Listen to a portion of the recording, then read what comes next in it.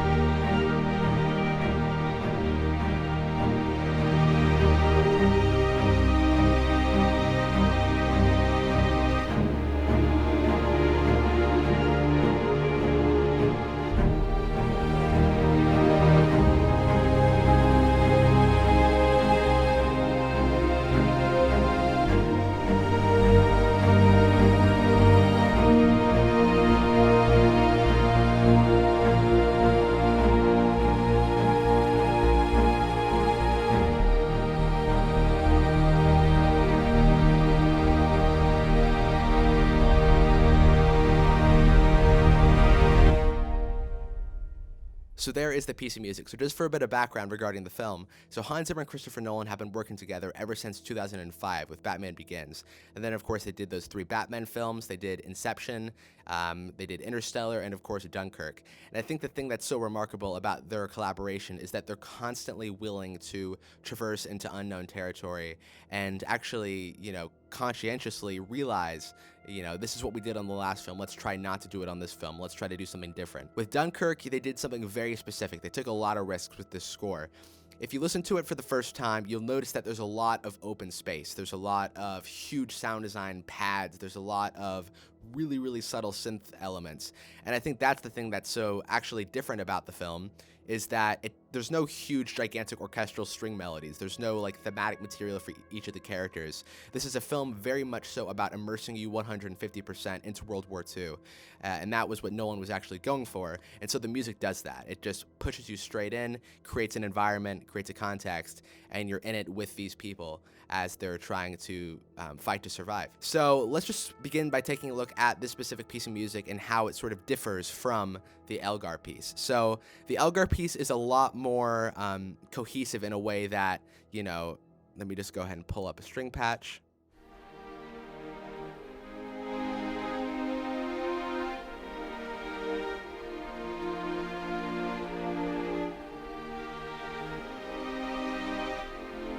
So everything is moving pretty fast, but when it comes to the version that Benjamin Wallfisch did, everything is expanded. And the reason why I put all these markers, for example, 1, 2, 3, 4, 5, etc., is that the chord changes are so long. Like the chords, it sort of sits on these chords for a long period of time and brings in all of these various string elements that just keep sort of peeking their way in.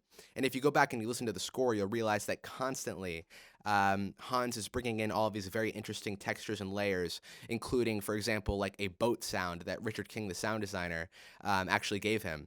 Or he would bring in sounds of, planes and stuff like that just to create a more immersive quality and sink in a bit more with the sound design. So constantly things are sort of being brought in.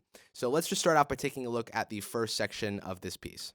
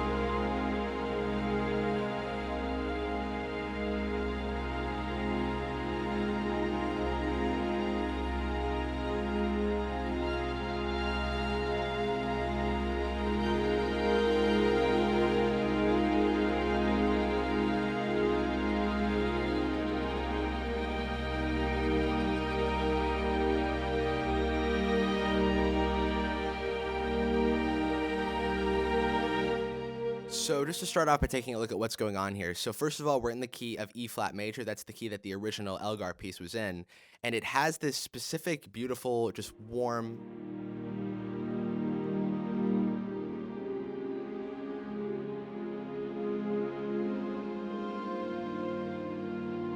So the first element that we have are string grids from all of our Arnold's chamber evolutions. So essentially what this is doing, musically speaking, is we're taking one specific sound per note and we're evolving it over a span of time. So when we, for example, select a C, you can see it constantly sort of evolves and pulls you in. So when you play a sound or a chord,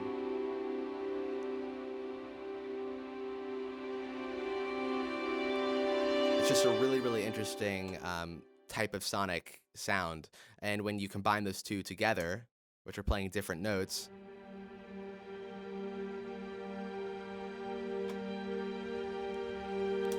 and then you bring in some of the Hans Zimmer strings. And the thing about Hans Zimmer strings is because it was recorded at Air Studios in this gigantic hall with so many players, essentially what they did is they went through and filled the hall with just literally hundreds of players. And what you get is this very oceanic, huge, mega airy sound. and it just has a great tone to it, especially when you combine it with other libraries and use it in context, which sounds like this.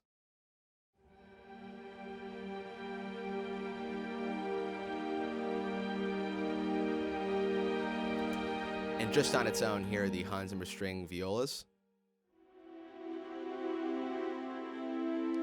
And Hans has actually said that they used this library on Dunkirk, so possibly the reason why it sounds pretty similar to how it sounds on the score is because it's actually the exact same patches that they actually incorporated into the score.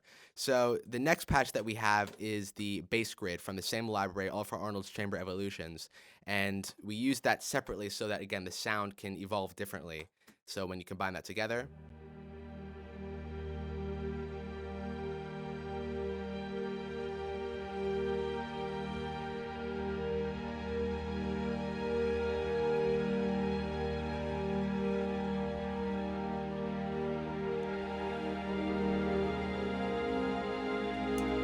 now, the specific articulation that we're really using here is called flautando, and Spitfire with their libraries really brought that to the surface. But it's essentially just playing the strings incredibly lightly, and what Hans tends to do a lot of the times is he'll take sounds that are very soft, dynamically speaking, and he'll bring it up to a pretty large volume so that you're able to hear all of the nitty-gritty details of really spacious sounds. And so, for example, this is a super quiet library, but when you bring it up to a loud volume, you get this certain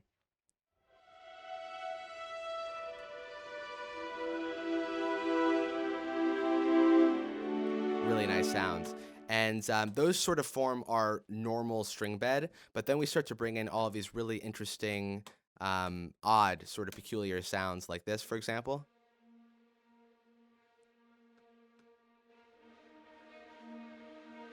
So that is from the Orchestral Swarms, and they used this actually on Blue Planet, which Hans also scored. So it's a great sound, which really has a certain randomness to it. The whole idea was to take all these sounds that are very sort of like random and sort of all over the place and put it together so that you can incorporate it into a context to add a bit more sonic interest.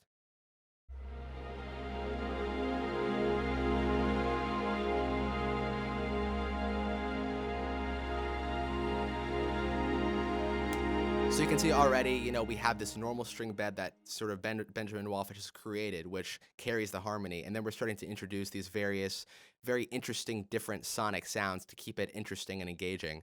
Another one that we have there is also from the All for Arnold's Chamber Evolutions, and they're called waves. So they're essentially, you click one note, and the sound evolves.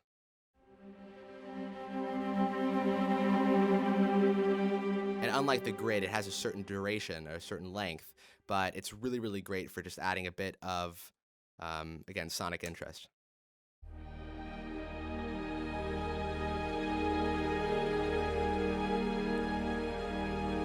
You see we're getting a bit more of these sounds. Metropolis Arc 2, we have these string flutters, sort of like arpeggios. And then much shorter, sort of pointillated.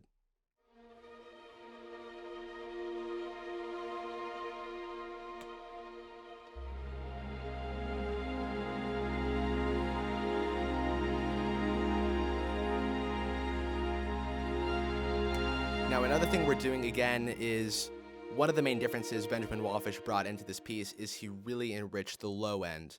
Whenever we think of a Hans Zimmer score, we think of really profound low end. But on this piece in specific, we have underbasses, we have contrabasses. Once we get to the end of the piece, we have trombones and tubas.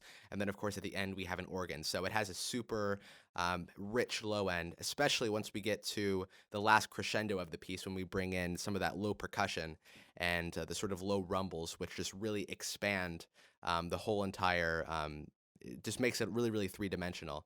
So let's continue into bar 25.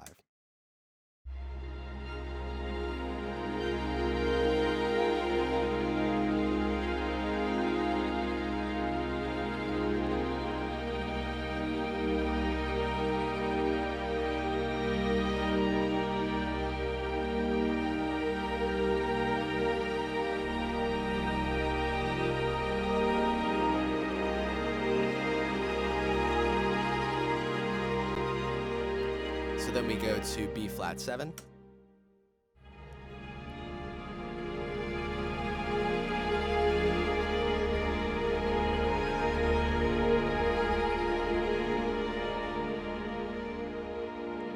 So the B flat 7 in this case is our dominant, and then we head back to the tonic, which is that E flat major. So in this specific case, in this piece, really we have very simple harmony, which is really just accented by the low stepwise movements. So for example, C, B flat,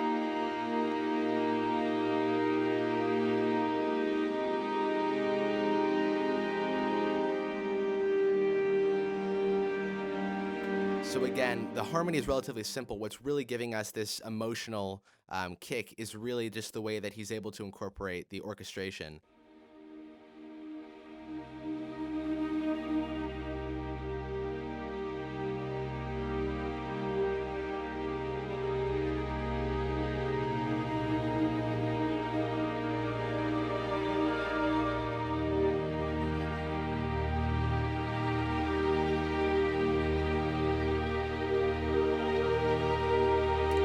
So another thing we're doing right here is we're just bringing in some synth elements to help enrich all of the organic elements that we have going on. So we're bringing in a patch from Hans's personal string library, or not string library, his synth library.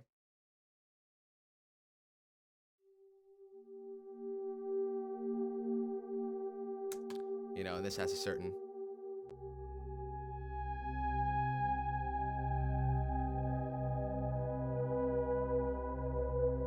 you hear a lot of sounds like this, especially at the front end of the film when it starts off very sort of wide and open.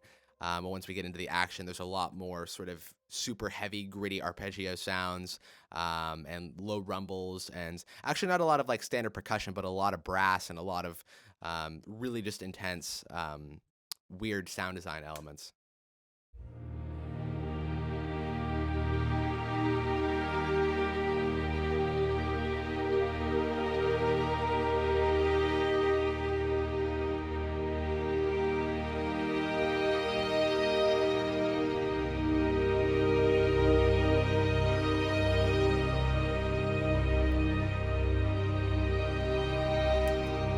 So you can see another thing we have going on is automation. So all of these sounds are again creeping in and out of focus. So as one comes out, another sound comes in, and then that pattern constantly continues.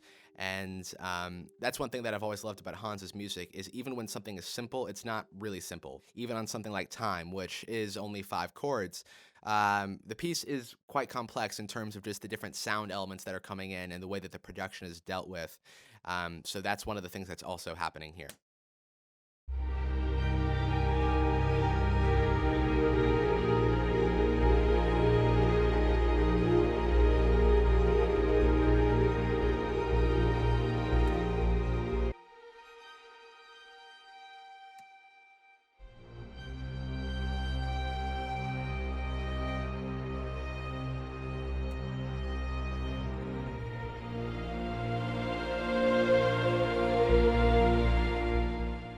So then the next element that we have is the low pulse, which is actually from Zebra Hans Zimmer. Again, I just love this specific synth, Zebra in general, when it comes to really smooth synth sounds. It just sounds great, and, you know, especially when put in context with all these other, you know, stringed elements, it just sounds really powerful.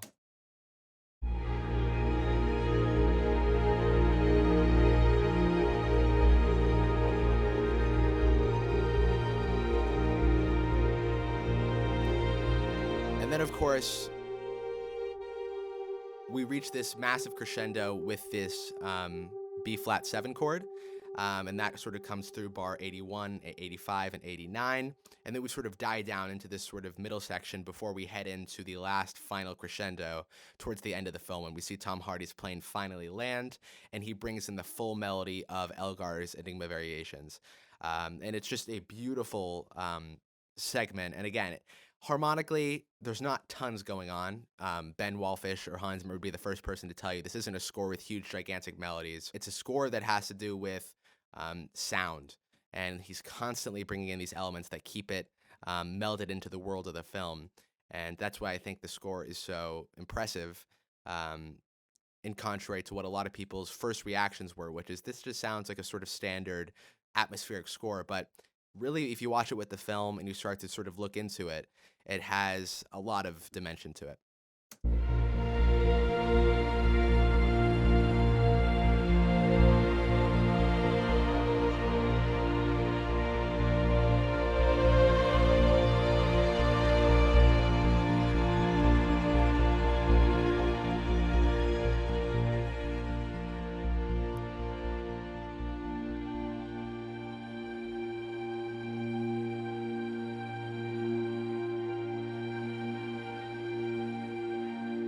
So let's just go ahead and head into Contact, and I'm just going to pull up a string patch and show you harmonically what's going to be happening starting on bar, looks like 98 or 99. This is, again, the big sort of Elgar section when he brings in that, huge A-flat major chord. So here is that.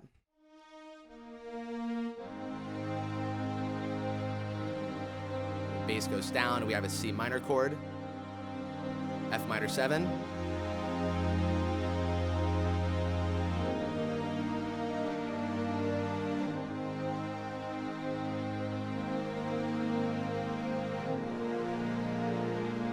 And then we have, again, that dominant chord, which leads us back to our tonic, and we have that main melody.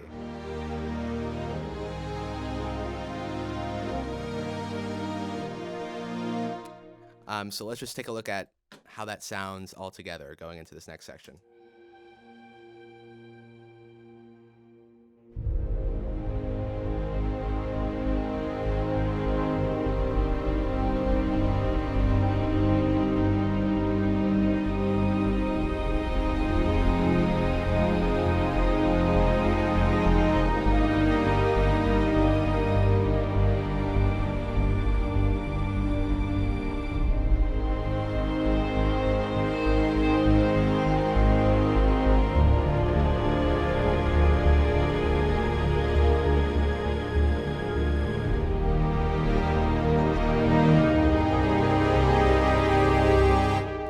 So again, when we come in at bar 99, this is the first time we have brass in the piece. So we have French horns, and finally on bar 114, we bring in the trombones and tuba.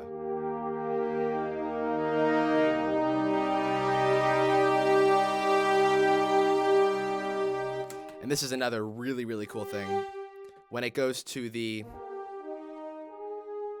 that A-flat major chord first inversion, the French horn has this huge, gigantic note on G, which creates that minor second suspension, which just sounds, in the full context, super, super cool.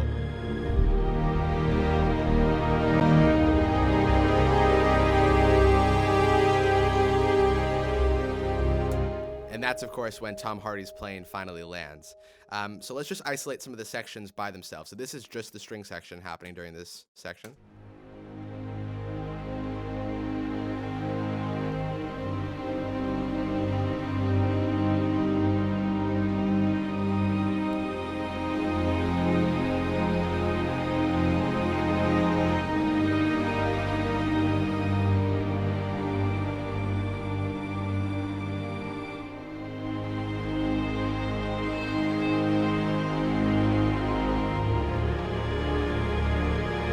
And then here is, of course, just the brass again.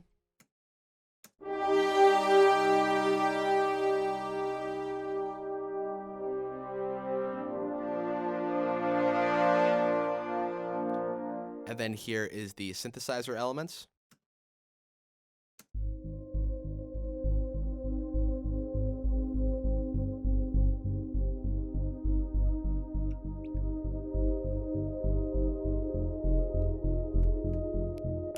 And then we have just some of the percussion.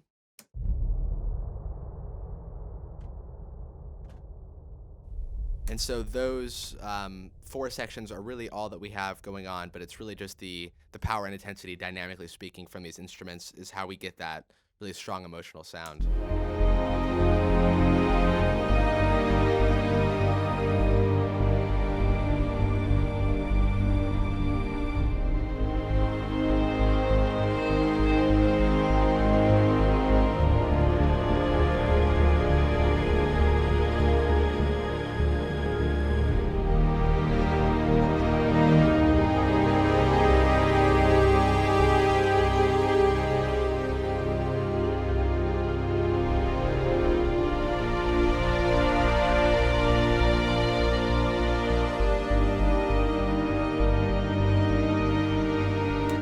See that low pulse is continuing. We have the sort of pads keeping everything enriched. We have the brass warming up the strings.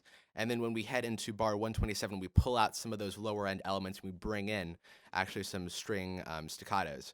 And for this, we are mixing together the Hans Zimmer string cellos and also the Albion 1 string shorts. And with the Albion 1, you get a more sort of harsh, or I guess with this is, yeah.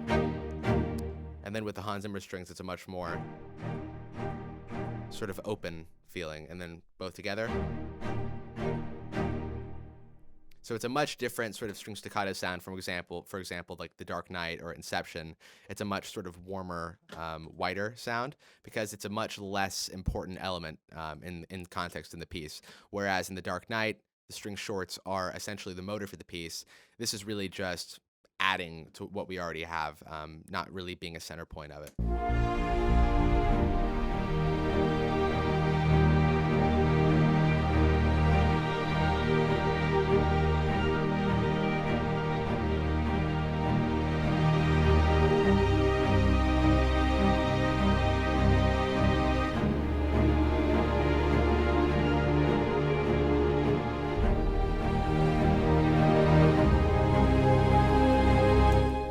So this is, of course, the last time that we bring in the main melody from Elgar. Again, we're in E major, and we go down to the A flat major with the first inversion, and then we have that beautiful B flat, sus4, this one.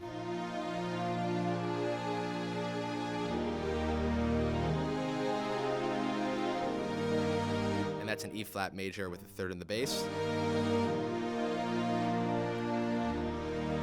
Then for that final note, we bring in the percussion, we bring in the organ, everything is sort of rising. We have some synthesizer elements creating sort of a low rumbling sound, which, similar to, the last piece that we did, The Dark Knight Rises, it acts as this sort of glue that connects the whole sonic, layout all together. So if we play that last little section, here is what that sounds like.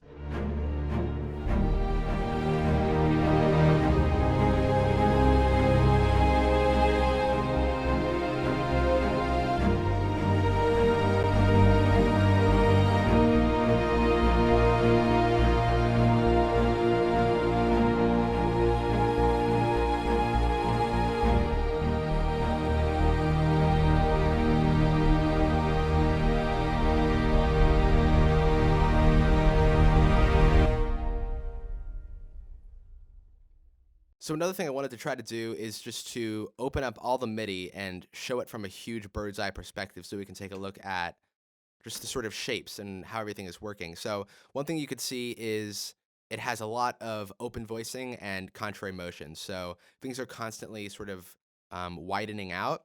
So what a lot of times you see, like for example, like my music when I started out, is a lot of it was just sort of here in the middle, and the chords weren't sort of widening out, they were always staying the same, and the chords were very sort of closed voicing, for example, like just like simple triads. But what's happening here is Wallfisch, because he has such a great musical background, studying at the Royal Northern in London, and he's studied a lot of classic, orchestrations, he knows how to widen out the strings so that it creates this super wide sound, for example. So instead of just having, it has now this huge, it creates a lot of dimension. It just keeps things a bit more interesting than if the voices were more closed.